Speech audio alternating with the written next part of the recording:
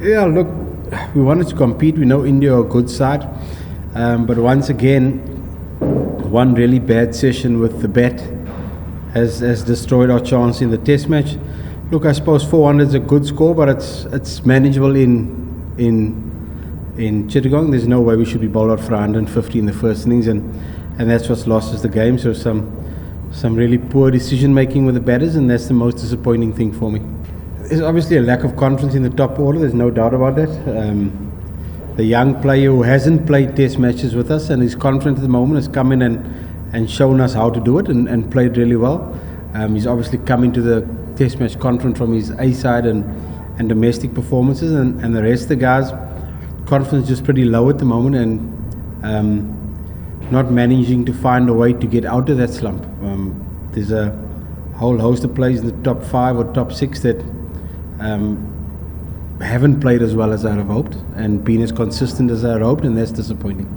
It's based pretty much on the fact that domestically and for the A side he hasn't really got a lot of runs of late, and hasn't played international cricket for close to 5 or 6 months now, I suppose, and hasn't got the number of runs that we would have hoped for domestically and for the A side, and that's probably why.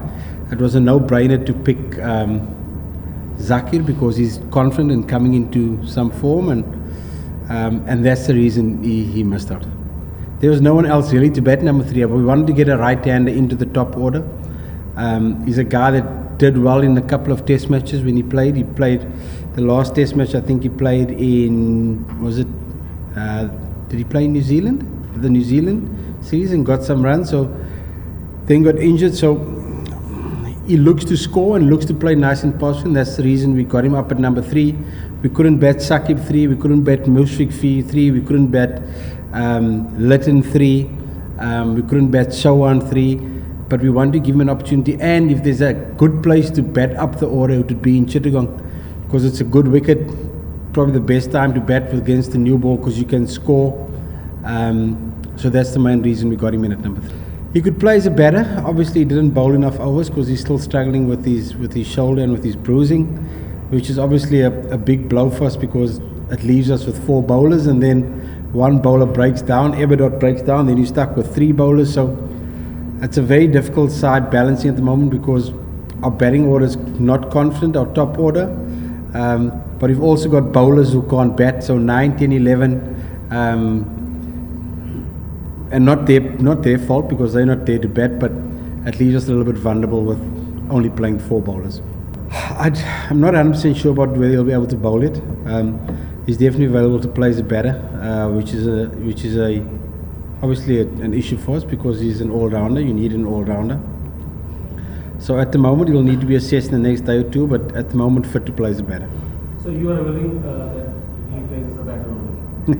He's got one of our best records. He got 80 in the second innings, and he's the captain of the side. So whether, like I say, all-rounders, if you're an all-rounder, you get picked in the team. If you're not bowling well, you're still worth your money with a bat. If you're not batting well, you're still worth your money with a ball, and he's worth his money with a bat. It depends very much on the makeup of the team.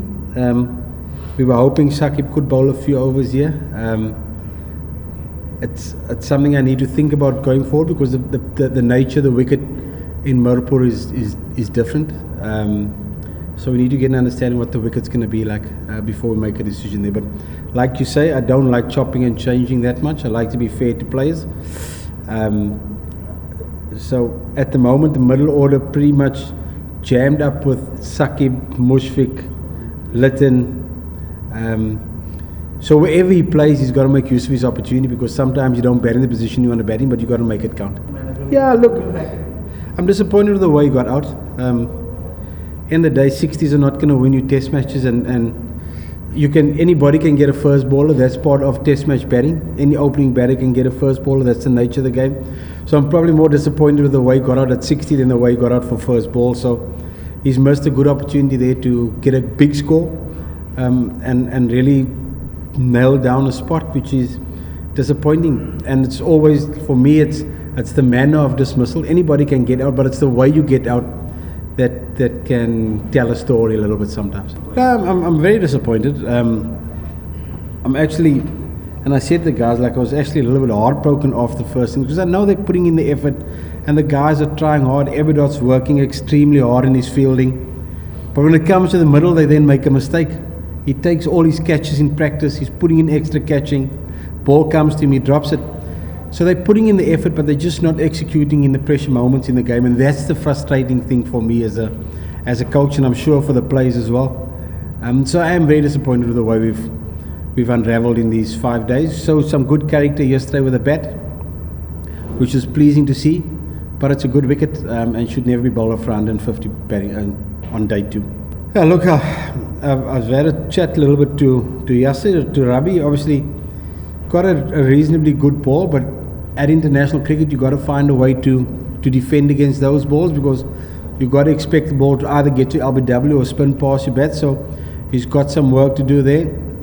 I was pretty disappointed with Lytton's dismissal, particularly the timing of it. 6 minutes to go before tea time, where things were going pretty, and he's such a good player, and I'm sure he'd be disappointed at dismissal as well, because I can't see Virat or Joe Root or Steve Smith or Marnus giving their wicket away in that sort of mode 6 minutes before tea. And Lytton's that good for us. I really think he's such a good player that he'd be disappointed, and I'm disappointed with the way he got out yesterday. It's tricky when Saqib can't bowl. That's the challenge. If Saqib's bowling, then it's easier to do, I suppose. Look, someone's done really well with the bat. He's got no runs this game, and that's always the challenge in Bangladesh. Is you don't get runs today, you must be dropped, but you forget about the game before that, what the player did. So you just need to take a step back and absorb it and think about it a little bit more. But just one test to go in the West Indies, I think he got 50 and 50. So he'd be disappointed with his dismissal, particularly yesterday, but not to make too emotional decision. We've still got a couple of days before the next test match. Yeah, look, Mominal's got 10 of his 11 hundreds at this particular venue. But Mominal will be the first one to admit that the last year or so, domestically and internationally, hasn't got the runs that he needs to get. But he's too good a player to not have around. So I think it was important for him to still be part of the squad. You cannot lose a player of Mominal's quality, because he's the one player that's got more than 10 test hundreds for Bangladesh. So good to still have him around the squad, and will definitely be considered for the second test match. But like a lot of other players, Mominal's also a guy that hasn't got enough runs over the last year. There's no doubt about it, whether it's domestically, whether it's for the A side, whether it's for Bangladesh. He hasn't got enough runs. He's one of a few guys that haven't. It's like everyone else, it's confidence. It's confidence and constant scrutiny, and he's probably trying too hard now. He's probably listening to a lot of opinions, trying a lot of things, and he needs to go back and find his way of getting runs, because he knows how to get runs. But it's confidence and pressure. It's a tough place, international batting. Some of the best players in the world have gone through slumps like that, but managed to find a way through it, and he's got to find a way through it. Because I know he's a quality player. Look, when he's in the contest, like you saw today, he's got pride in performance. So he comes across very laid back, but when he's in the contest, he gives 100%. When you look at it from the outside, you can maybe look at him and think, oh, does he really care? But I know in his performances and with champion players, they have got a lot of pride in performances. So Saqib doesn't want to be embarrassed there when he's batting or when he's bowling. He's competing 100%. So in terms of his own individual game, there are no question marks with his desire to play and perform. The captain's got to trust his bowler and trust his wicketkeeper. He's got to trust their judgment. You can't expect the captain to know and understand absolutely everything that's working. So I got no issue with that. He's got to trust the judgment of the keeper and the guy that's delivering the ball, and have faith in their decision making. Yeah, it's a tricky one, because from the time I got to Bangladesh, I've been trying to encourage leg spin, particularly in the shorter formats of the game. And I've noticed once again in the BPL that both wrist spinners that we're looking at possibly haven't been bought in the BPL, so that's a little bit concerning for me.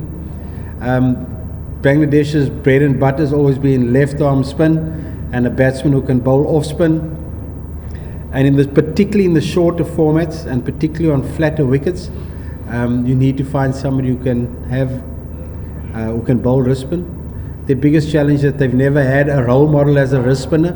India have had wrist spinners, Pakistan have had wrist spinners, Australia have had wrist spinners, Bangladesh haven't had a great wrist spinner that other players try and emulate. So there's a lot of work that needs to be done with identifying that guy and encouraging him and selecting him in formats and competitions below the national side, and keep picking him and developing that play, because at the moment there are very few around. We tried Biplop, and he's a batsman who can bowl leg spin and has done well in T20 cricket for Bangladesh, but doesn't get bored in the BPL, so it's a tricky one for us.